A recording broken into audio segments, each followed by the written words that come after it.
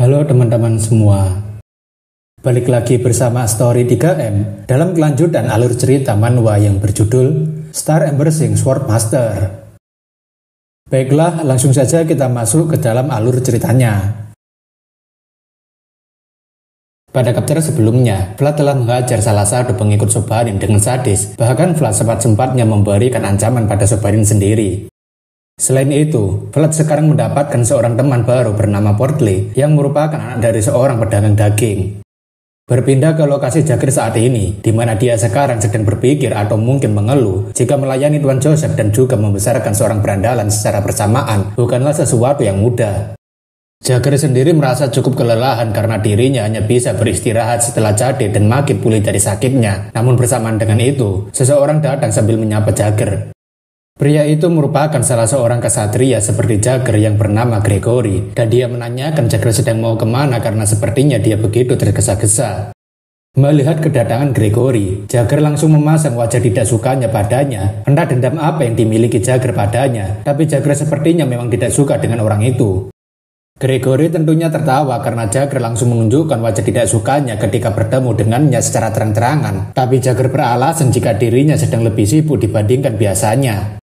Gregory paham kenapa Jagger sepertinya mengeluh dengan hal itu, sebab Jagger sekarang harus mengerjakan perintah dari Tuan Joseph, sekaligus melatih seorang vassal secara pribadi.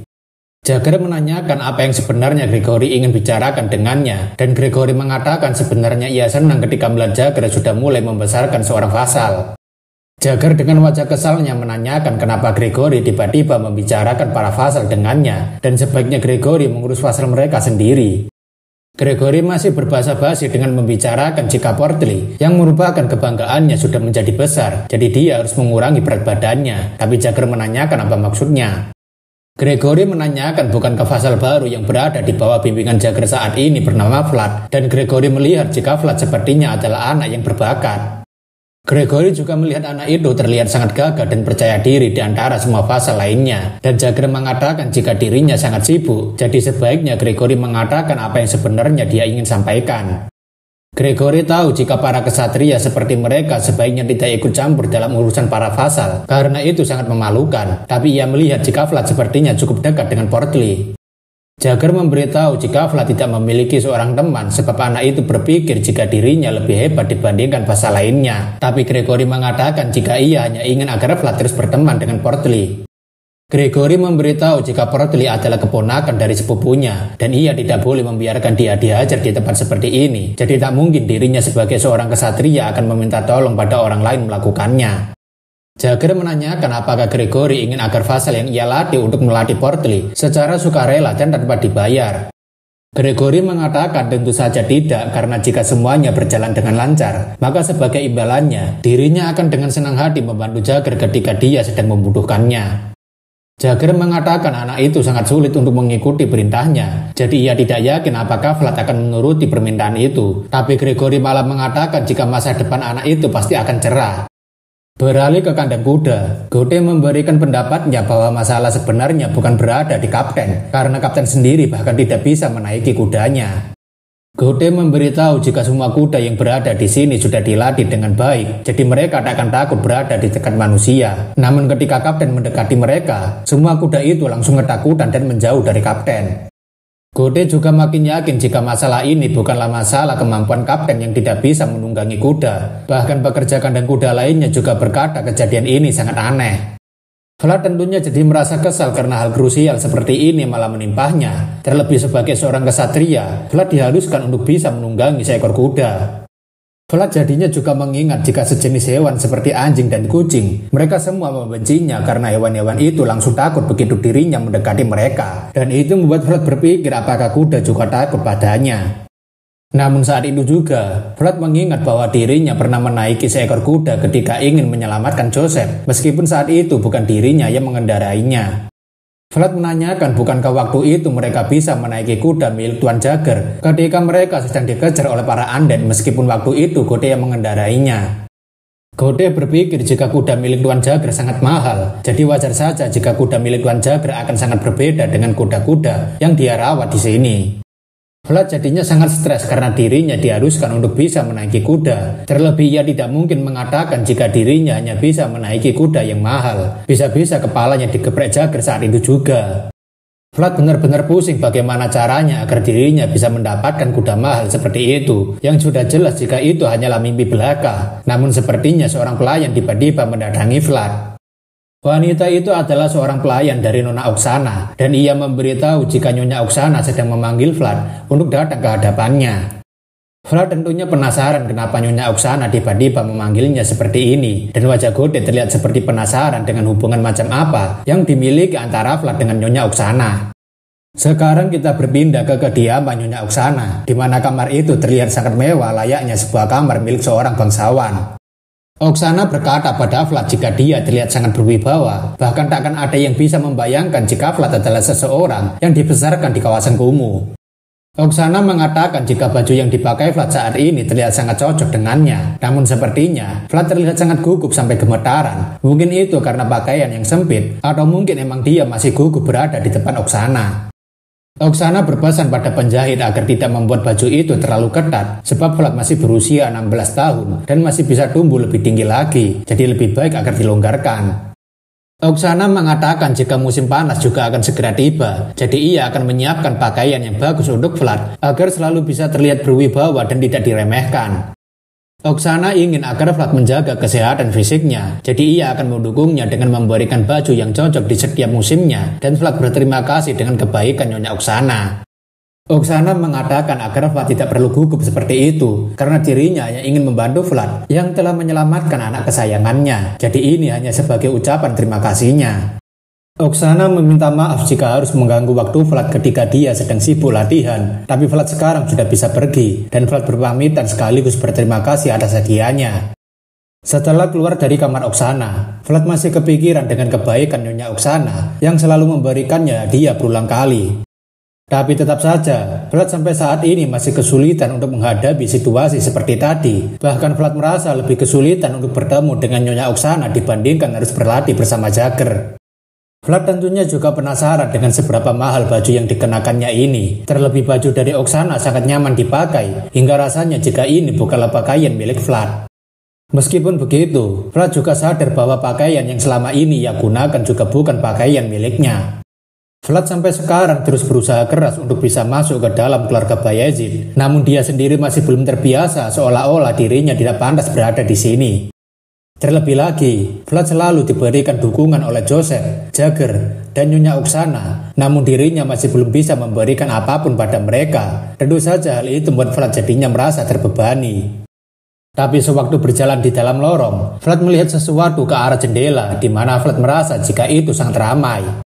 Jika kita perhatikan apa yang berada di luar jendela, kita akan tahu bahwa Vlad sedang menyaksikan beberapa orang yang sedang mengepung satu orang, atau bisa kita sebut sebagai pembulian.